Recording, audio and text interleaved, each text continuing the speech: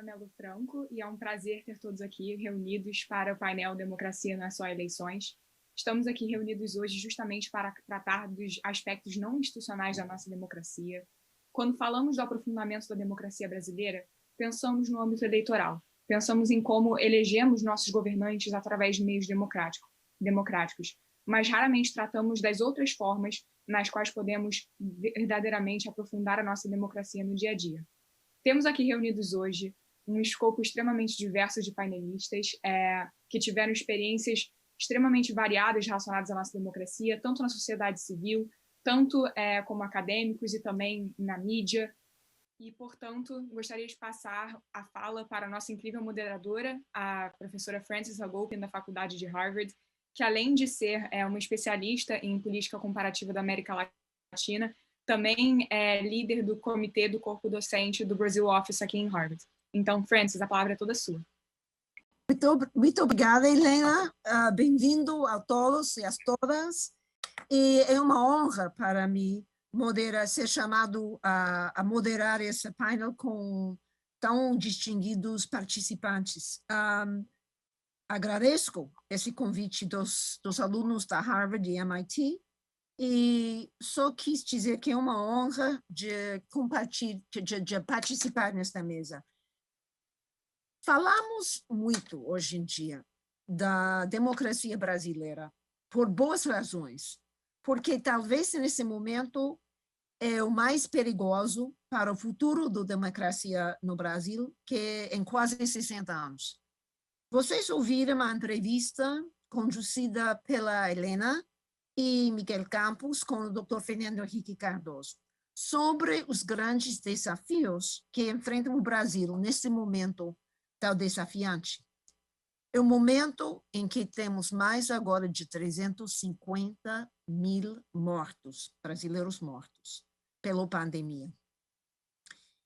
A perspectiva comparativa do Dr. Cardoso e de longo prazo nos lembra que os desafios de desigualdade e o surgimento de forças populistas e até autoritários não são apenas desafios que enfrentam o Brasil, mas muitos países em desenvolvimento e também em países desenvolvidos. Mesmo assim, é desalentador dizer que depois de enormes avanços das últimos 30 anos, nas dimensões institucionais e eleitorais, que garantem que as eleições têm sido livres e justas e que as instituições políticas têm sido capazes de canalizar e responder às preferências dos eleitores, que a democracia brasileira parece estar em crise. É desalentador. Nós reunimos, então, hoje, não apenas para declarar que a democracia brasileira é fraca hoje, ou ameaçada, ou pouco funcional, que é pouco funcional, nem para declarar que os partidos políticos são fragmentados e polarizados. Tudo isso sabemos. E não obstante a enorme importância dessas perguntas, dessas questões, já foram debatidas várias vezes nas edições anteriores dessa conferência. Hoje, olhamos para o problema da democracia de outra perspectiva, que esperamos que abrirá uma discussão mais profunda sobre a envergadura dos desafios que enfrenta a democracia hoje.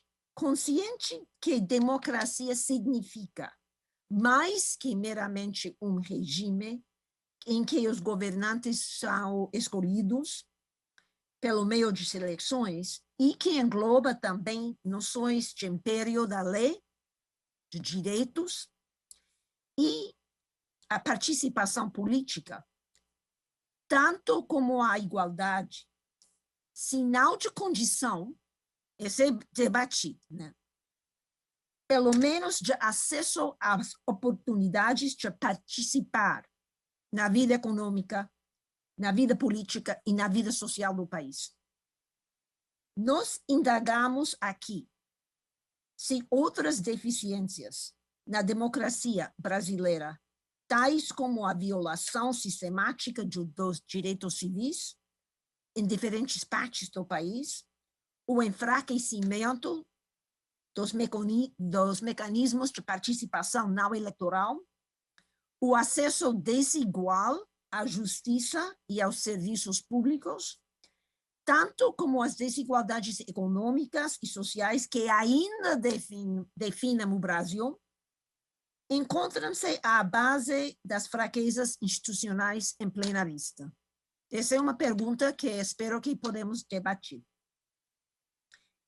Até a gestão governamental, que não é uma definição de democracia, mas pensamos se até a gestão governamental, por ter um impacto diário sobre a vida dos cidadãos, pode ter impacto também nas atitudes deles em relação ao regime político do país. Os panelistas serão convidados a discutir, a partir de suas experiências pessoais e profissionais, questões sobre quais são as fronteiras da democracia na área de direitos sociais e civis. Quais são os direitos que, se respeitados, aprofundarão a democracia? Qual é a relação entre democracia e desigualdades? E como reformar para diminuir a desigualdade e aprofundar a democracia? E como construir um aparato estatal mais democrático? Bom, vou apresentar os palestrantes na ordem em que eles falarão. A primeira palestrante vai ser a doutora Tami Pogrebinski. Tami é pesquisadora sênior do Wissenschaftszentrum Berlin, um dos mais prestigiados institutos mais prestigiados na pesquisa em ciências sociais no mundo. E ela é docente da Berlin Graduate School of Social Sciences da Universidade Humboldt, em Berlim. Como coordenadora do projeto Latino, em que significa Inovações pela Democracia para a América Latina, ela criou o maior banco de dados existentes sobre inovações democráticas na América Latina. No Brasil, foi professor do antigo IUPERJ, do IESP, UERJ e do FGV Rio. Possui diversas publicações internacionais sobre participação democrática, além de livros da teoria política publicados no Brasil. Ela é o experto no mundo na área de democracia participativa. O segundo palestrante vai ser o Dr. Tiago de Souza Amparo. Tiago é professor do FGV São Paulo, na área de Direito, e na UFGV ele ministra cursos sobre direitos humanos, direito internacional, políticas públicas, diversidade e discriminação. É advogado com bacharelado pelo PUC São Paulo e mestrado em direitos humanos e doutorado pelo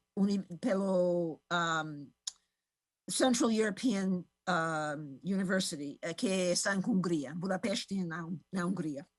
Foi pesquisador visitante na Universidade de Colômbia, em Nova York, e ele é especialista em direito constitucional, políticas públicas e empresariais de diversidade e antidiscriminação. Ele tem coluna semanal na Folha de São Paulo. Imagino que todo mundo conhece essa coluna e participa da Aliança Jurídica pela Equidade Racial. Foi secretário adjunto de Direitos Humanos e Cidadania na Prefeitura de São Paulo em 2017. Nosso terceiro palestrante é o Attila Roque. Ele é diretor da Fundação FOR no Brasil, formado em História pelo UFRJ e mestre em Ciência Política pelo UPERJ. Exerceu o papel de liderança em diferentes espaços na sociedade civil no Brasil e no exterior, como a Associação Brasileira das ONGs e a Open Government Partnership. Foi diretor executivo de Action Aid International nos Estados Unidos e do Instituto de Estudos Socioeconômicos. Antes de assumir a Fundação Ford, em 2017, ele foi diretor executivo do Anistia Internacional no Brasil e faz parte do conselho diretor do Grupo de Institutos, Fundações e Empresas. Importante líder no terceiro setor. E, afinal, o palestrante vai ser o senhor Fernando Gabeira, escritor conhecido a todos, escritor, jornalista, ex-deputado federal do estado do Rio de Janeiro e ex-militante político. Começou sua carreira como jornalista no Jornal do Brasil em 1964 e no final dos anos 60 foi preso e exilado após ingressar na luta armada contra a ditadura militar. Desde que retornou ao Brasil em 1979, Gabeira publicou diversos textos críticos à ditadura, entre eles O que é isso, companheiro? Começou sua carreira política em 1986, ao se filiar ao Partido Verde, e em 1994 foi eleito deputado federal pelo Rio pela primeira vez. E hoje é comentarista do Globo News e assina uma coluna semanal no jornal Globo. Cada palestrante vai apresentar algumas reações do tema do painel por volta de 8 minutos cada, baseados em seus estudos e experiências como democracia para além do âmbito eleitoral do Brasil. Depois deste primeiro turno, eu colocarei mais perguntas para abrir e aprofundar mais a discussão no segundo turno. Neste segundo turno, os palestrantes terão a liberdade de responder não apenas a minhas perguntas, mas também as intervenções dos outros panelistas. Bom, sem mais, vou passar a palavra para a Tami.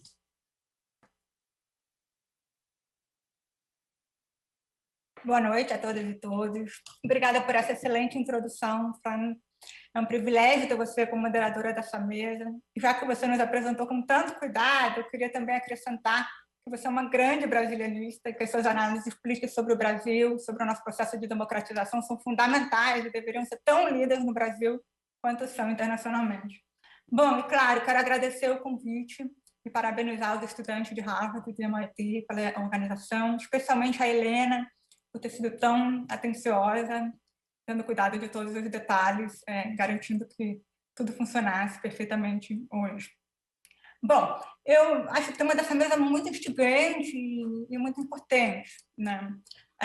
Nesse ano de pandemia, eu tenho evitado eventos, mas eu não queria me furtar desse debate, justamente por isso. Também é instigante porque nos convida a recuperar uma dimensão normativa da democracia, de como as coisas deveriam ou poderiam ser. E é importante porque é definitivamente essencial pensar, além das instituições representativas, nesse país onde nenhum dos três poderes parece estar cumprindo dignamente suas funções constitucionais. E eu acho que, nesse momento, pegando agora um caminho da fala da Fran no início, eu acho que falar em crise é pouco, né? A democracia brasileira está claramente em colapso, sufocada por um projeto autoritário perverso.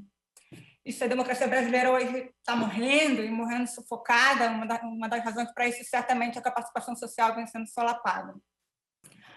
E seja porque a arquitetura institucional da participação, que foi prevista pela Constituição de 88, vem sendo desmontada desde o governo Temer, claramente, seja porque foi solapada pelo governo Bolsonaro, e seja porque o atual governo vem fazendo sucessivas tentativas de controlar, perseguir criminalizar e impossibilitar a atuação da sociedade civil.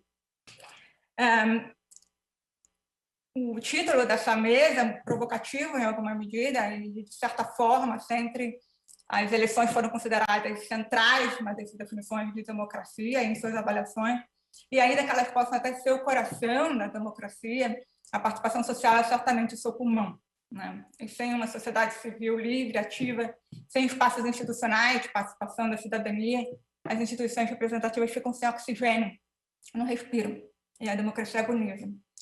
Eu acho que isso é um pouco o que a gente pode ver agora. Até pouco tempo atrás, os indicadores de qualidade da democracia mostravam que o Brasil vinha alcançando alguma estabilidade no plano institucional. Por outro lado, as pesquisas de opinião pública já mostravam um crescente e altíssimo índice de falta de confiança nas instituições representativas.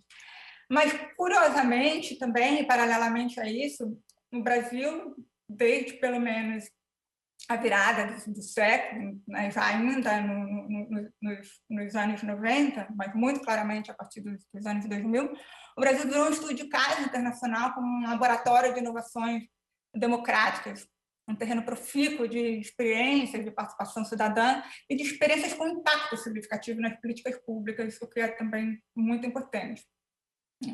E, de fato, graças à Constituição de 88, as lutas da sociedade civil no processo de democratização, o Brasil se tornou o país com o maior número e diversidade dessas instituições, mecanismos e processos de participação cidadã com o objetivo de melhorar a qualidade da democracia.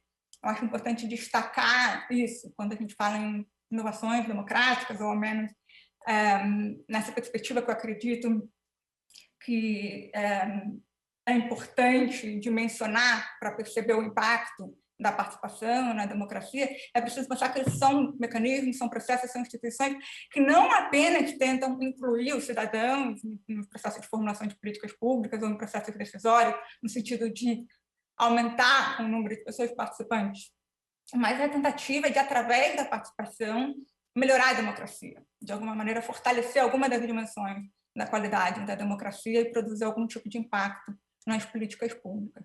Enfim, o Brasil vem vivenciando isso claramente ao longo das últimas décadas. Foi um processo de clara ascensão desde a promulgação da Constituição de 88, onde assistimos uma institucionalização crescente da participação social, né? A fundação, a criação de uma estrutura gigante de participação social nas 3 esferas do Estado.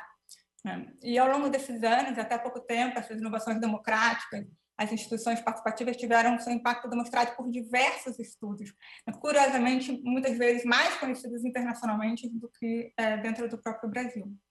Então, só para mencionar rapidamente, no nível local, as instituições participativas demonstraram, de acordo com diversas pesquisas, como, através da participação cidadã no processo de formulação de políticas públicas, se pode aumentar a igualdade de participação, incluindo mais mulheres, mais pessoas de baixa escolaridade, na definição das políticas e no próprio orçamento, que é o caso da experiência do orçamento participativo, que se tornou um produto de exportação democrática brasileiro.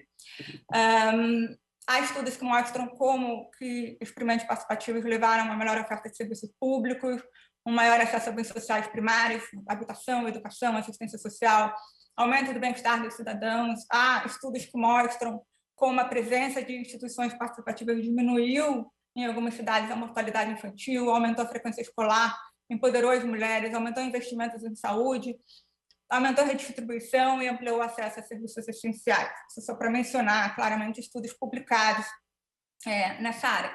No plano nacional, há também pesquisa que mostra como que instituições participativas aumentaram a capacidade de resposta das instituições representativas, de algum modo levando leis e políticas a se tornarem não só mais legítimas, mas também mais próximas das preferências das cidadãs e dos cidadãos, e, em alguns momentos, possivelmente tornaram o Congresso e o Executivo Federal mais responsivos, respondendo melhor aos interesses das pessoas na formulação de políticas em que se contou com a participação popular no processo de sua formulação. Bom, mas claramente esse cenário muda a partir do início do processo de ruptura democrática, que já começou a alinhavar em 2016, né? E atinge seu ponto culminante exatamente 2 anos atrás, ironicamente, ou não completados ontem, né? Com a edição do decreto 9759, de 11 de abril de 2019, que teve por finalidade revogar a Política Nacional de Participação Social e o Sistema Nacional de Participação Social, enfim, na prática, visando extinguir ou limitar todos os, então, como foram chamados, colegiados existentes no país no nível federal. Né? Em síntese, os conselhos, conferências nacionais, conselhos, comitês, câmaras, instituições que propõem diretrizes de políticas públicas, que participam da sua elaboração, que acompanham a sua implementação, além de fiscalizar e controlar a implementação dessas políticas e, de alguma forma geral, também as atividades dos poderes públicos. Enfim, então, com uma canetada só, há 2 anos e um dia atrás, o Bolsonaro desmontou a arquitetura institucional da participação social no Brasil, uma arquitetura institucional que foi construída ao longo de muitos anos de luta democrática, e por governos distintos, com projetos políticos distintos, com diferentes lógicas de uso da participação. Na ocasião, em 2019, o STF supostamente preservou as instituições participativas que tinham sido criadas por lei, mas isso não foi suficiente, né? Essas foram nem poupadas e nem vêm sendo poupadas, elas também vêm sendo sufocadas pelo atual projeto autoritário do governo. Bom, mas eu queria mostrar isso para vocês com alguns dados, na verdade. Eu acho que nesse momento a política do Brasil está precisando bastante de ciência e de argumentos empiricamente demonstráveis. Então, eu preparei 3 gráficos que eu queria mostrar rapidamente para tentar contar essa história que eu contei. E o que vem depois eu vou deixar para o segundo turno, quando eu sei que a Fran tem perguntas interessantes para a gente. Bom, a equipe técnica já está mostrando o gráfico. Sim. Bom, primeiro gráfico, porque eu não tenho como ver. O primeiro gráfico, acho que ele claramente mostra esse é o conjunto das inovações democráticas no Brasil de 90 até 2020. São dados do banco de dados do meu projeto, o Latino, aqui em Berlim. E, basicamente, aí estão incluídas instituições, mecanismos e processos de participação cidadã que, de algum modo, buscam fortalecer a democracia, ampliando alguma das dimensões da qualidade da democracia e com desenho institucional que permita o impacto em políticas públicas. Aqui se consideram não apenas iniciativas do Estado, né, típicas instituições participativas que foram criadas pelo Estado, mas todo o tipo de autoria, de implementação dessas iniciativas. O Estado implementou muitas em parceria com a sociedade civil, com apoio de organizações internacionais, e a sociedade civil também, muito claramente, e eu vou falar sobre isso logo, também é uma forte impulsionadora desse processo de inovação democrática. Então, enfim, o que a gente percebe é que, claramente, ao longo dos anos 90, há um crescimento, né, do número de inovações democráticas, uma consequência do processo de institucionalização propiciado pela Constituição de 88, determinado por também diversas legislações subsequentes. E a gente percebe um aumento claro também a partir dos anos 2000, quando, na verdade, o que se tem é uma manutenção do número de inovações anteriores, mas elas se expandem em conteúdo, se intensificam em frequência e assumem um papel mais importante no processo decisório. Para esclarecer, aqui, esses dados, eles levam em consideração a diversidade dos desenhos institucionais, e não cada uma das instâncias participativas, de outro modo, também seria impossível. Né? Ainda em 1999, havia acho que, mais de 30 mil conselhos municipais. Então, todo município brasileiro tem pelo menos um conselho de saúde. Então, a ideia é que, basicamente, ver por ano quantas novas instituições, processos ou mecanismos de participação foram criados. E a gente vem num crescendo até 2016, quando há, então, uma queda drástica. 2016, 2017, 2018, 2019, e aí vocês percebem um súbito crescimento agora em 2020. E no próximo gráfico eu queria explicar. Pode passar, por favor, para o próximo gráfico. Já está? Sim. Bom, nesse gráfico a gente tem a distribuição das inovações democráticas pela origem, né? Pela instituição ou organização responsável por implementá-la, por criá-la, adotá-la e implementá-la. Então, considerando o governo, com todas as suas parcerias, e a sociedade civil, claramente o que a gente percebe, algo que já é muito sabido também pela literatura, que, de algum modo, no Brasil, como na América Latina, a participação social sempre foi orientada pelo Estado, impulsionada pelo Estado, pelos governos. Daí a ideia da participação social enquanto instituições participativas, porque foram consolidadas de alguma maneira dentro da estrutura do Estado. E claramente se percebe como esse é um processo em ascendência, e a partir de 2016 há um declínio até que simplesmente se chega a nulo, né? Não há mais absolutamente a criação de nenhum tipo de inovação democrática desde 2019. Por outro lado, por parte do Estado... Tânia, desculpa, que está acabando o tempo. Eu vou só acabar esse gráfico. Então, por outro lado, a gente vê a sociedade civil como, de algum modo, tem um crescimento extremamente grande em 2020, que são as respostas à pandemia. E como o tempo acabou, eu vou deixar para falar isso na nossa discussão final. Obrigada. Desculpa, é muito chat. Esse é difícil, esse Zoom. Não tem problema, eu só tinha mais um gráfico. A oportunidade de mostrar a tarjeta que disse que estamos acabando. 2 minutos mais, 1 minuto. Desculpe, gente. Agora passo a palavra para Tiago. Muito obrigado pelo convite. É um prazer enorme estar aqui, junto também com pessoas que eu admiro muito, e agradeço bastante pelo convite. Basicamente, né, para a gente refletir sobre eleições, sobre democracia além de eleições, eu penso que algumas teses são essenciais para a gente conseguir desenvolver essa temática. Primeiro, uma das teses principais é pensar que a democracia ou a democratização no Brasil ela requer lidar com o passado e com o presente autoritários. Isso significa em 2 sentidos. De um lado, enfrentar efetivamente uma justiça de transição que o Brasil ainda carece muito, e aí falo de justiça de transição da época da ditadura, não somente as iniciativas louváveis que aconteceram, como, por exemplo, a questão da Comissão da Verdade e outras iniciativas, mas também pensar formas de efetivamente reformar as instituições, o controle sobre as Forças Armadas, pensar sobre o discurso de apologia à ditadura, então repensar o período de transição no contexto de hoje. Outro aspecto também sobre pensar e lidar, como a gente lida com o passado e o presente autoritário, é pensar que o autoritarismo não é simplesmente o autoritarismo das armas, mas também o autoritarismo cotidiano no contexto brasileiro.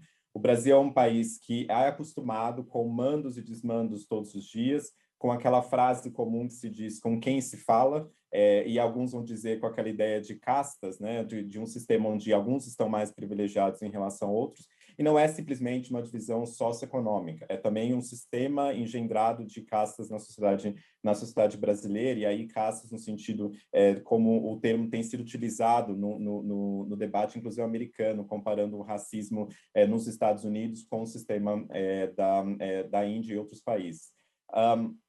A segunda tese, além de a gente lidar com o passado e presentes autoritários, a segunda tese que eu proporia para a gente pensar eleições, democracia além de eleições, é pensar que a deterioração democrática, ou essa crise democrática, ela não é simplesmente gradual, mas ela é endêmica, né? E aí eu penso que muitas vezes no discurso brasileiro se fala que a democracia está hoje em crise, ou a democracia, como se não houvesse uma história de flagelos antidemocráticos na história brasileira.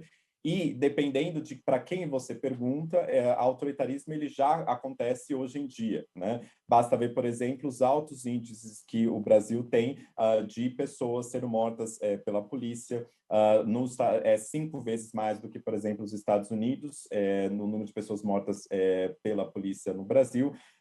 Quando o Brasil, já escrevi uma vez num texto dizendo que o Brasil é dividido entre uma parte do Brasil que morre pisoteado pela fome, pela desigualdade ou pela polícia, e outro que lê sobre o autoritarismo no jornal. E a gente precisa construir pontos entre esses dois Brasis para que a gente consiga efetivamente entender que a deterioração democrática ela não é simplesmente gradual, ela é também endêmica e acontece hoje para boa parte da população sujeita a autoritarismos cotidianos. Outro aspecto também importante, a terceira tese que eu acho importante levarmos em consideração, é de que a violência política no Brasil ela também é estrutural. E aí, violência política, eu não falo só violência contra pessoas eleitas, mas eu digo sobre violência política no sentido de uso político da violência. Sobre a violência contra pessoas eleitas, basta ver, por exemplo, há estudos recentes sobre o ataque, inclusive físicos, de ameaças e efetivamente assassinatos de candidatos e pessoas eleitas no Brasil afora, e basta ver não somente o caso da vereadora Marielle Franco, mas também de muitos outros casos que são apresentados. Teve um relatório recente da Justiça Global que trouxe isso em dados mostrando o aumento da violência política no contexto brasileiro. Mas não é só a violência política contra pessoas eleitas ou candidatos, mas também o uso político da violência. Quando temos um país onde a principal plataforma política do presidente eleito é um sinal de arma com as mãos, ou seja, sinalizando que deveria se metralhar os oponentes, uma frase utilizada pelo presidente da República durante a campanha, não estamos numa democracia plena. Porque democracia, na verdade, é um governo onde você tem um embate não violento de ideias e não a promoção e o uso político da violência em si. E também no contexto brasileiro, dá para a gente ver que existem todos os critérios e todas as facetas do que, em comumente, tem chamado de necropolítica, pensando na teoria do Attila Bembe. Dá para ver, por exemplo, uma necroeconomia no sentido de uma política não somente de morte, mas de efetivamente da política que mata e deixa morrer. Então, nós vemos que triplicou o número de pessoas abaixo da linha de pobreza numa pesquisa lançada essa semana no Brasil. Há também outro critério que é utilizado pelo Attila Bembe para definir necropolítica, que é um sistema de vigilância constante no contexto brasileiro. Há muitos territórios onde as pessoas não podem sair livremente à noite, seja pelo crime organizado, seja pela milícia, seja pela polícia. Há um confinamento de populações inteiras, que é outro critério da necropolítica. O Brasil é um dos países que mais prende no mundo. O número de mulheres encarceradas nos últimos 10 anos aumentou, se não me engano, mais de 600%. Há uma morte em larga escala, como eu disse, 5 vezes mais pessoas mortas pela polícia no Brasil do que nos Estados Unidos. E também há o que o Attila Bembe chama de nano-racismo, ou seja, dessa ideia de um racismo cotidiano, doses diárias de racismo que acontecem todos os dias. Então, isso compõe que a violência é endêmica no Brasil, mas uma violência política, não somente contra eleitos, mas, de fato, uma violência, o uso político da violência. A quarta tese que eu trago aqui é que, e que já foi falada pela professora Tami, da desigualdade da participação. E aí, nesse sentido, não somente uma falta de democracia no ponto de vista eleitoral, mas também uma falta de democracia até dentro dos próprios partidos políticos, não só na participação em processos democráticos, mas também dentro dos próprios partidos políticos. O fato de nós termos, por exemplo, 900 casas legislativas no âmbito municipal que não possuem sequer uma única mulher eleita. Temos que somente 16% de candidatas eleitas na eleição de 2020, nas eleições locais, são pessoas negras, são mulheres. Quando a gente olha o nosso Congresso Nacional, com em torno de 15% de mulheres, isso mostra efetivamente que há uma desigualdade não no acesso a ser candidato, porque há candidatas mulheres e candidatos negros nas eleições, mas há entraves, tanto de distribuição de recursos quanto falta de democracia nos partidos políticos, faz com que você não tenha como resultado uma eleição competitiva de mulheres negras e de homens negros no contexto Oi, boa noite. Eu estou aqui E, além disso, em quinto lugar, nós temos também a desigualdade eu tinha avisado ao Jardim socioeconômica. Que eu ia entrar só às 7h, mas ainda não consegui. A desigualdade socioeconômica que nós temos aqui também, ela não é simplesmente um fato da vida, mas ela é, de fato, o resultado de escolhas políticas distributivas. Quando nós vemos, por exemplo, que estudo do INESC, uma organização no Brasil, sobre o orçamento de 2020, olhou que, neste governo, previu-se o aumento de 35% sobre recursos de comunicação do governo federal, de propaganda, e reduziu em 43% os recursos destinados a direitos de cidadania, ou seja, políticas para as mulheres, políticas para pessoas negras, políticas para pessoas com deficiência. Dados do Justa, por exemplo, uma organização em São Paulo que trabalha com dados de assistência criminal, mostra que o orçamento do TJ, do Tribunal de Justiça de São Paulo, que é em torno de 12,4 bilhões em 2018, ela é maior do que 12 setores inteiros da administração do governo do Estado de São Paulo, ou seja, gasta-se muito e muito mal em diferentes esferas no contexto brasileiro. Ou seja, no Brasil costuma-se falar que é muito desigual, mas como se a desigualdade fosse um fato da vida e não uma produção das próprias condições, não só macroeconômicas, mas do próprio conflito distributivo em que pessoas mais pobres, que é a maior parte da população brasileira e pessoas mais negras, constantemente perdem. Então, acho que para a gente falar e aí eu encerro, para a gente falar de democracia no Brasil, além das eleições, é necessário nós pensarmos como nós lidamos com o passado de presidentes autoritários, é necessário pensarmos que a violência, a deterioração democrática não é algo simplesmente gradual, que acontece só agora, mas é algo endêmico. É pensar que há um uso político da violência e tem parcelas consideráveis da população que são constantemente alvo dessa violência. É pensar a desigualdade da participação, não só no processo participativo do Estado, mas também pensar no acesso a instituições de poder, como partidos políticos, e pensar, por fim, que a desigualdade socioeconômica não é só um fato da vida apenas inevitável, mas ele é fruto de escolhas políticas, inclusive distributivas. Obrigado.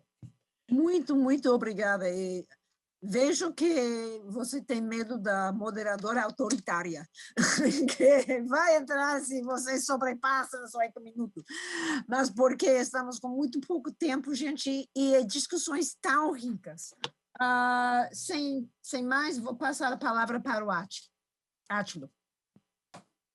Boa noite, muito obrigado. E, antes de mais nada, queria somar também o meu agradecimento aos estudantes de Harvard e MIT pelo convite, em particular também a Helena, por todo o cuidado que ela teve com a gente, e falar da minha satisfação de estar nessa mesa com pessoas que eu admiro tanto, que eu gosto tanto e que eu acompanho há tanto tempo, né? Em particular, meu amigo Tiago, a Gabi, eu estou conhecendo agora a Tami, já estou conhecendo pessoalmente, mas já conheci o trabalho dela. Acho que o Tiago já fez um pouco parte do que eu queria fazer, né? Que é um pouco contextualizar o ambiente no qual, o ambiente histórico, talvez, né? No qual a gente conversa sobre democracia no Brasil. E aí, assim, eu começo dizendo que, de certa maneira, a discussão sobre democracia no Brasil, ela sempre, sobretudo a partir da década de 80, 90, ela sempre trouxe junto o debate sobre a democracia para além do voto, a democracia para além das eleições. Isso esteve sempre muito presente, né? Desde a década de 80, com o surgimento dos chamados novos atores sociais, as temáticas do meio ambiente, gênero e outras, começou essa discussão sempre teve muito marcada por essa discussão. Mas eu queria dar um passo atrás e, um pouco como o Tiago, dizer o seguinte: é muito difícil a gente pensar o Brasil, a gente não pensa um pouco como que o Brasil se organiza, né? Como que a política, o poder, a cultura, a sociedade brasileira se organiza. E eu, talvez simplificando um pouco, eu diria que o Brasil se organiza, por mais que às vezes não goste de se ver assim, em torno de 3 grandes eixos, né? O primeiro eixo é o eixo que eu, na falta de outra forma de dizer, assim, é um eixo que apresenta um profundo desprezo pela própria ideia de igualdade, né?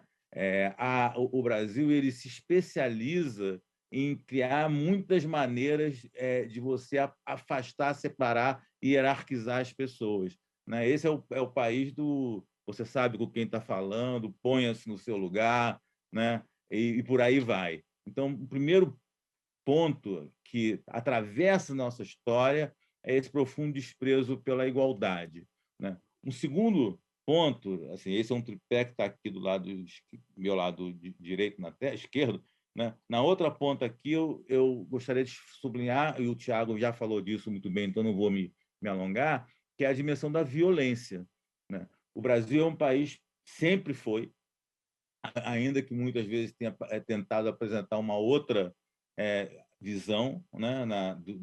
Mas sempre foi muito violento, né?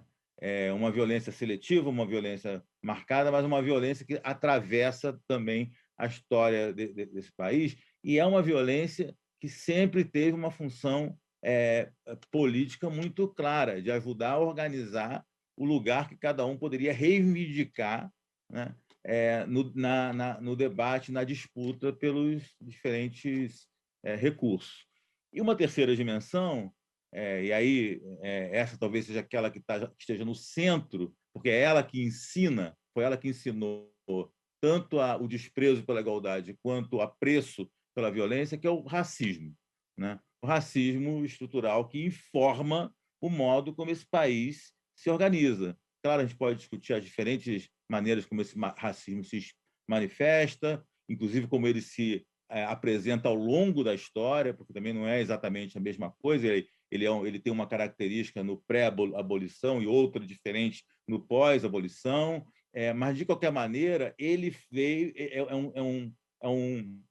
uma característica intrínseca à nossa estrutura de sociedade que organiza muito fortemente o poder e a distribuição de todas as coisas. Ou seja, esses três elementos eles dizem muito da nossa dizem muito da crise que nós estamos vivendo atualmente, mas não apenas, ela diz muito da nossa história, né? E aí, em relação ao sistema político e à democracia, uma outra coisa, dito isso, né, sobre esses três pilares, olhando para o nosso sistema político, olhando para a maneira como o Brasil, em diferentes momentos da história, organizou a participação, eu também não, e talvez, de novo, né, diante de acadêmicos e pessoas tão bem informadas sobre tudo isso, assim, correndo o risco de uma certa simplificação, o nosso sistema político se especializou, né, pelo menos desde a abolição, vamos colocar a partir daí, desde da República e a abolição, em controlar de maneira muito parcimoniosa os espaços de participação e os espaços de autorização para essa enorme massa, né, um país com esse patamar de desigualdade, com esse desprezo, com esse racismo, com esse desprezo pela igualdade, do dilema que o sistema político, de certa maneira, no Brasil, não na teoria, mas no Brasil, sempre tentou resolver foi como, né, avançar minimamente numa estrutura democrática que permitisse uma certa racionalidade na governança, mas, ao mesmo tempo, não avançar ao ponto de romper com esse padrão que organiza o país, né? Então, avançar, mas sem mas reservando um espaço, né, muito particular, né, para as nossas elites ou para aqueles que não se beneficiam desse sistema de poder. E a gente vê isso desde a política do café com leite pré-30, vimos depois, em alguns momentos, com as crises que geraram as rupturas, desde em 37 com o Estado Novo, depois em 64 com a ditadura e depois com a transição, nós vamos vendo diferentes maneiras desse arranjo se organizar, sempre sob pressão, né? E aí, de novo, ao longo da história, essa pressão se expressa de muitas maneiras, mas sempre sob a pressão da sociedade, né? Sob a pressão desses que estão sendo excluídos, né? Talvez o período mais virtuoso, e foi aquele que gerou mais expectativa, e por isso que a gente sofre tanto, sobretudo a minha geração, a geração do Gabeira, certamente, a gente sofre muito com o que a gente está vivendo hoje, porque a gente parecia, a partir da década de 80, 90, os anos 2000, que a gente, com todas essas contradições, a gente estava conseguindo dar passos muito efetivos, né, em romper com essa tradição, e a melhor maneira de romper com essa tradição é permitir que os excluídos falem, participem, possam trazer a sua voz. Isso estava acontecendo, né? Estava acontecendo por fora e por dentro do sistema político, né? A Tami trouxe de maneira bastante interessante, muito rica, a experiência dos diferentes conselhos participativos, né, que foi desmontado recentemente. Aquilo foi um experimento de democratizar a democracia, como Boaventura Santos, sociólogo português, costuma trazer.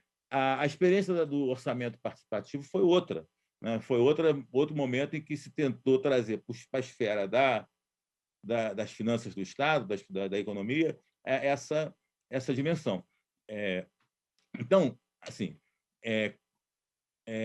quando nós nos deparamos, como nos deparamos hoje, né, com a situação em que a democracia está submetida, né, mais do que a democracia, né, a própria ideia de um Brasil que caminha em direção à igualdade está submetido a um ataque brutal, feroz, evidentemente que essas tensões históricas ela adquiriam um caráter mais paradoxal, mais intenso, né?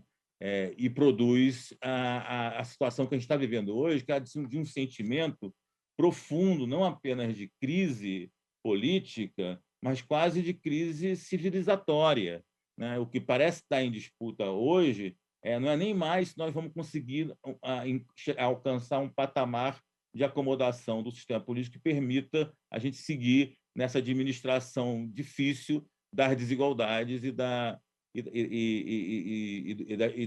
má distribuição do poder. Nós estamos diante de um momento em que a sociedade está sendo convidada, está sendo colocada na parede para fazer escolhas muito profundas sobre quem deve viver, quem não merece viver, quem, como diz a Judith Butler, né? Quem é merecedor de luto e quem não é merecedor de luto. Mas, assim, isso sempre esteve presente, dado a característica da violência, né? O Tiago trouxe isso muito bem, mas talvez agora, quando nós estamos diante de um contexto em que, mais do que nunca, a luta política passa pela mobilização das paixões, né? E as paixões, elas são as paixões positivas e as negativas, se quiserem colocar assim, né? O amor é uma paixão, mas o ódio também e isso está sendo trazido num contexto, num momento em que a sociedade vive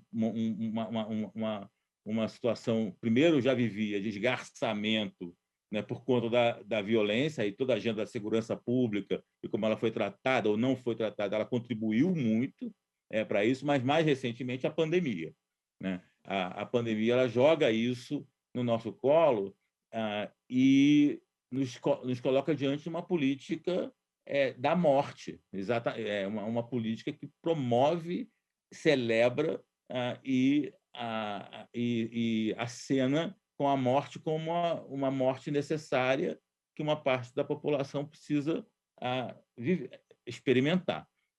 Na verdade, é isso que está sendo dito. E talvez para concluir, não avançar muito no tempo, antes que a France brigue comigo, o que está colocado para nós como sociedade civil, intelectuais, pessoas com alguma influência e, sobretudo, as lideranças políticas e as lideranças institucionais, o que está se reivindicando hoje talvez seja uma coragem, né? A coragem de reconhecer a profundidade do dilema civilizacional e político que nós estamos enfrentando. Não se trata aqui, né? Eu estava assistindo a entrevista do Fernando Henrique, né? Não se trata simplesmente aqui da gente respeitar as regras dos jogos, vamos ver como é que a gente chega e atravessa. Nós já, infelizmente, né, nós estamos numa situação que eu acho que nós ultrapassamos esse patamar e requer, como em outros momentos da história isso ocorreu, né, que se faça um pacto efetivo, né, pela vida, pela civilização e pela democracia. E esse pacto tem que ser amplo, mas precisa de coragem das lideranças políticas, coragem das instituições, porque se não houver essa coragem posta à mesa, aquilo que eu relatava, né, o desprezo desigualdade, o racismo e o apreço pela violência, ele está hoje encontrando um terreno, um território muito amplo para avançar, né? Para avançar e se impor, talvez, de uma maneira que talvez nunca tenha conseguido se impor, né? Como aquilo que vai definir o próximo século, vai definir a próxima temporada do Brasil. Então, coube, ninguém escolhe isso, mas coube a essas lideranças e essas pessoas, nós que estamos nesse lugar hoje, a responsabilidade, e talvez não estejamos nem à altura, mas isso também não importa, mas cabe a nós a responsabilidade de dizer se vamos seguir assim ou se vamos parar e tentar recuperar minimamente, né, uma experiência que parecia possível, né, e que agora, hoje, nunca parece tão sob ameaça.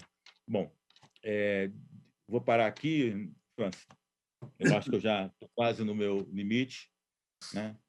E vou deixar agora... Todas as apresentações têm sido tão ricas e provocatórias, no bom sentido acadêmico de debate. E, infelizmente, eu tenho esse papel de moderadora e estou falhando no sentido básico que essa mesa tem que acabar em 8 minutos ou 10 minutos, porque Fernando tem compromisso com a Rede Globo e outra mesa vai iniciar, outro painel vai iniciar às 7h15 no Brasil. 7h15. Agora, eu vou mudar as regras do jogo como moderadora autoritária e só ressaltar alguns pontos importantíssimos que vocês fizeram e vou deixar a palavra final, os 10 minutos finais para Fernando de resumir e responder. Bom, o que vocês colocaram muito bem, é o momento e a envergadura dos desafios que enfrenta o Brasil, que não são novos, que essa desigualdade é desde o início da República Brasileira, e não é exagerado no mundo, é exagerado em vários sentidos, mas como temos mudanças nos Estados Unidos hoje, e com o processo contra o polícia em Minneapolis, está acontecendo hoje. Então, tem uma desigualdade de gênero, de raça, e essas desigualdades não são apenas nos resultados, mas tem também da desigualdade de acesso a participar nos conselhos que Tami explicou e também nas candidaturas, como colocou o Tiago. E temos uma desigualdade em violência. Seria muito interessante para mim ter suas perspectivas como o que pode fazer. Átila chamou as intelectuais a responder, mas também como pode salvar a democracia brasileira, a democracia participativa? O que pode ser feito para o lei ser para todos e não aplicado não somente aos inimigos, como fala o Getúlio. E como pode a sociedade, se a sociedade não vai ser chamado a participar, a sociedade tem que lutar para entrar. Então, dado tudo isso, gostaria de passar a palavra final para Fernando e perguntar que você ilumina para todos. Qualquer intervenção que você quis fazer, mas também pensar conosco, que somos mais velhos, que aqui estamos, a audiência é basicamente jovem, suas experiências e sua comparação, gostaria de saber sua perspectiva sobre os avanços ou retrocessos na democracia brasileiro durante esses 50 anos. Fernando. Muito obrigado. Boa noite a vocês todos. Eu suponho que seja noite aí. Estou muito feliz em participar desse seminário de uma universidade tão prestigiada e também com pessoas tão interessantes como acabo de ouvir. Por favor, não me dê a palavra final, porque eu nunca terei a palavra final. Não só eu sou muito indeciso para isso, mas eu queria começar essa minha intervenção com o título. Tá? O título, por favor, também não me tome como muito meticuloso, mas o título que diz a democracia para além das eleições. Supõe que as eleições sejam um evento democrático. Eu não podia passar em branco nesse título, porque é uma das minhas teses, tanto em entrevistas, como também no meu próprio livro, Democracia Tropical, a afirmação de que as eleições brasileiras foram viciadas no nosso processo de redemocratização. E elas foram tão viciadas e tão problemáticas que eu as considero um dos elementos principais na decadência que a nossa democracia vive hoje. Por quê? Porque as eleições brasileiras, desde o princípio do processo de redemocratização, quando nós voltamos para o Brasil depois da ditadura militar, elas sempre foram eleições muito caras, eleições que envolveram muito dinheiro. Milhões de dólares foram julgados nessas eleições. E elas estabeleceram uma aliança de quase todos os partidos que disputavam as eleições com os empresários que fornecem para o Estado, que têm negócios com o Estado, ou que têm pretensões de ter negócios com o Estado. Isso criou uma associação entre empresários e políticos que ficou muito clara para a população quando apareceram os casos de corrupção. E contribuiu muito também para arruinar o prestígio da elite política. Mas esse processo eleitoral, por optar por esse caminho, ele também foi deformante, no sentido de que esse volume enorme de dinheiro era utilizado também na produção de grandes programas de televisão. Eram contratados muitos publicitários competentes, criavam-se cenários, e as pessoas eram levadas a acompanhar uma eleição muito mais pelo caminho emocional e muito mais por um processo de identificação com a personalidade dos candidatos e com sua trajetória, e não com o seu programa político. E esse encontro de empresários com políticos representou também algo muito sério, porque alguns políticos começaram a querer mimetizar a vida dos empresários, o estilo de vida dos empresários. Um dos exemplos mais clássicos é o ex-governador do Rio de Janeiro, com quem eu disputei as eleições aqui em 2010, que hoje está na cadeia, condenado a mais de 300 anos de prisão. Mas ele passou a comprar helicópteros, a frequentar os melhores restaurantes do mundo. Ele queria viver como um milionário. E essas questões todas acabaram abalando muito, porque os partidos que entravam no governo, ainda que derrotados e minoritários, chamados para o governo, eles ocupavam os postos que eram destinados a eles no governo com o objetivo de financiar a sua campanha eleitoral. A ideia de eleição não era mais a ideia de conquista do eleitorado através de um programa, mas era a ideia de levantamento de fundos para ter um maior impacto financeiro e, consequentemente, maior resultado eleitoral. Isso contribuiu para que surgisse, parcialmente contribuiu para que surgisse essa figura do presidente do Brasil hoje, que, em primeiro lugar, usou uma outra plataforma para se eleger. Ele já experimentou uma plataforma nova, que não foi a televisão, e, em segundo lugar, se apresentou como uma pessoa que não participava dessa elite, que era contra esse sistema, apesar de que o método de corrupção que ele utiliza é um pouco diferente do método de corrupção dos outros que estavam associados aos empresários. O método de corrupção dele e da família é de ocupar espaços na máquina pública, contratar muitos funcionários, amigos e parentes, e fazer com que o dinheiro desses funcionários, amigos e parentes, seja devolvido para eles. É um processo que se chama rachadinha, e que é a divisão dos salários dos funcionários com o representante político. Eu imagino que existem muitas pessoas que não falam português nos ouvindo. Se vocês tiverem oportunidade, aqueles que falam português, então expliquem o que é esse fenômeno chamado rachadinha, que é muito popular, muito conhecido hoje no Brasil.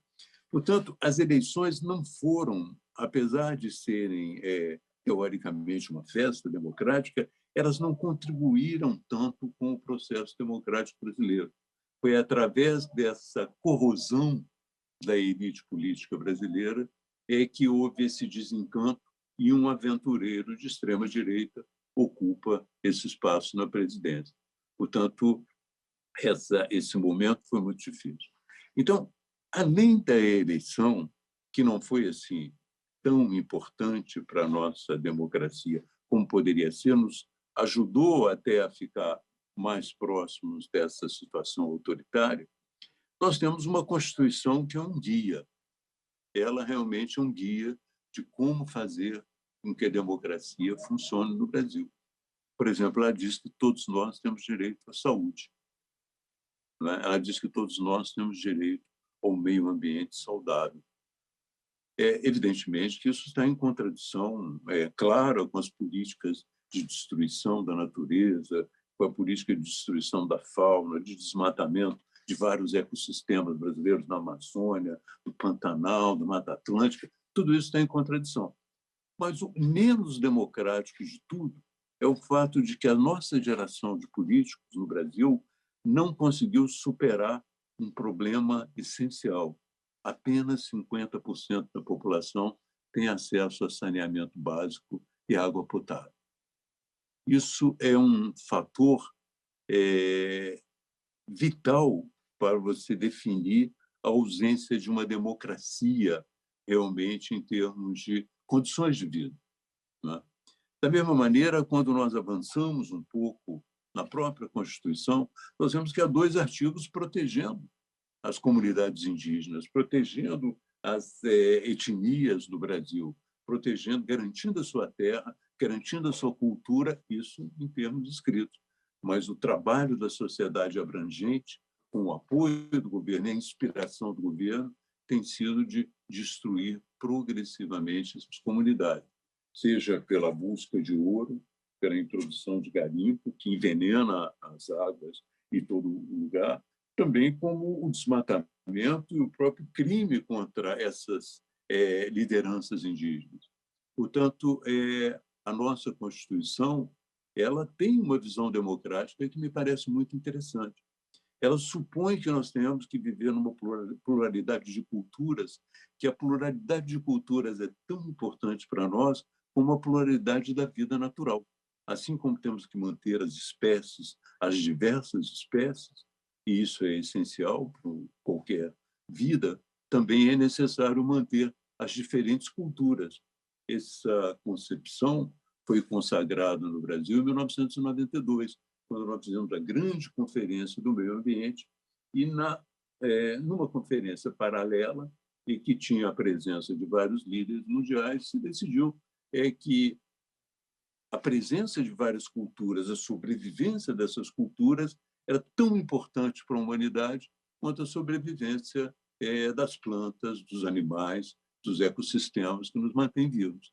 Portanto, o Brasil é um país que hoje é uma potência ambiental, mas que é, ao mesmo tempo, o país que mais destrói o meio ambiente. Então, essa contradição é uma contradição importantíssima, porque é um país de costas para o seu futuro, de costas para a sua possibilidade. Vocês que vivem nos Estados Unidos, quando vocês examinam o programa do Joe Biden, vocês veem a importância que existe, que é dada à questão do meio ambiente. como ele se articula, inclusive, com umas várias atividades econômicas destinadas a recuperar emprego, a estabelecer também uma democracia mais material. No entanto, o Brasil, que tem todas essas possibilidades, volta as costas para isso. Ele tem uma concepção e utiliza uma concepção que é uma concepção de desenvolvimento do século passado, que é a destruição do ecossistema e a incapacidade de perceber que é preciso manter esse carbono que está preso à natureza ali onde ele está, isso tem um valor importantíssimo, e é preciso utilizar o conhecimento para desenvolver também muitas capacidades econômicas que a própria floresta tem. Isso, infelizmente, no Brasil hoje não existe, e é uma dificuldade, porque nós precisamos ampliar, melhorar a vida das pessoas que vivem nas florestas. Precisamos melhorar a vida das comunidades indígenas e garantir a sua autonomia cultural. Mas isso só pode ser feito através de uma outra concepção. Da mesma maneira, existem aspectos da democracia que não precisam avançar no Brasil, e esses aspectos já foram mencionados pelo Tiago, foram mencionados pelo Átila também. Eu, recentemente, estava lendo um livro escrito por um grande intelectual brasileiro chamado Joaquim Nabuco. E esse livro era sobre a abolição da escravatura. Foi escrito em 1893, se eu não me engano. E ele dizia 83, mas eu acho que foi 93, século XIX. Então, ele dizia o seguinte: olha, nós fomos conquistar a abolição da escravatura no Brasil. Mas é uma ilusão pensar que essa tarefa consiste apenas nisso. O racismo vai continuar existindo na sociedade brasileira durante muito tempo. E hoje nós vemos como isso está impregnado na sociedade brasileira e como nós sentimos isso, por exemplo, na relação da polícia com as pessoas, com os negros no Brasil. A quantidade de crimes que acontecem no Brasil com a população negra e com uma certa quase indiferença. Quer dizer, às vezes, nós precisamos utilizar um crime de muita repercussão nos Estados Unidos para fazer com que, de uma certa maneira, a própria sociedade brasileira se dê conta dessa situação. E as nossas polícias não são educadas para isso. As nossas polícias são educadas para desconfiar do homem ou da mulher negra. Mais do que isso, os nossos policiais informais, aqueles que trabalham em supermercados, aqueles que trabalham protegendo a propriedade privada, também são educados para matar, para desconfiar e matar quando isso acontece. Então, nós precisamos tratar esses problemas todos no conjunto. Da mesma forma, a questão das mulheres. Vocês veem, por exemplo, o impacto, como passou desapercebido no Brasil. Aí, nos Estados Unidos, fala-se muito em agressão a mulheres, em abuso de mulheres, né? Aqui no Brasil, numa Assembleia Legislativa, numa casa pública, diante de uma Câmara estática, uma Câmara que não se mexia, quer dizer, não alterou o ângulo, um deputado abusou de uma outra deputada, passou a mão na deputada sem que ela permitisse. Isso foi filmado, felizmente, agora foi suspenso. Mas, quando isso chega a acontecer numa casa pública, entre representantes públicos, diante de uma Câmara que ele sabia que estava ali, uma Câmara estática que não ia mentir nem falsificar o fato, é porque, realmente, o machismo está tão introjetado que ele não teme, como não temem muitas pessoas que são violentas com as mulheres no Brasil. Né? E eu acho que essa questão também no Brasil não está resolvida. Lembro-me que levantamos de uma forma mais sistemática na campanha de 86, que fiz no Rio de Janeiro, como candidato a governador. Uma grande manifestação chamada Fala Mulher, em que a questão da mulher veio à tona e começamos a... Não foi a primeira vez, mas veio à tona como um fato de massa e hoje cresce no Brasil. Então, se nós observamos essa questão do meio ambiente, das comunidades indígenas, das etnias indígenas, dos negros, das mulheres, nós vemos que para essas pessoas não há democracia. E mais ainda, para os pobres não há democracia. Nós vivemos no auge de uma pandemia que nos levou já a quase 250 mil vidas, né? E possivelmente 350 mil vidas, e possivelmente levará mais. A previsão da Universidade de Washington é que a gente perca 600 mil pessoas até julho. Mas você vê que nós somos muito preocupados em determinar, por exemplo, um lockdown, mas nós não estamos preocupados tanto como as pessoas se deslocam para ir para o seu trabalho. A dificuldade que elas têm para ir para o seu trabalho. Elas não têm máscara, às vezes são colocadas em um ônibus muito pequeno, e nós temos uma imensa frota de ônibus de turismo que está parada. Poderia ser utilizada para isso. Então, tudo a nossa concepção de mundo, não só em relação ao meio ambiente, como em relação às mulheres, aos negros, às comunidades indígenas, aos pobres, que tem que ser mudada para que o Brasil possa realmente chegar a um nível de democracia mais avançado, tá?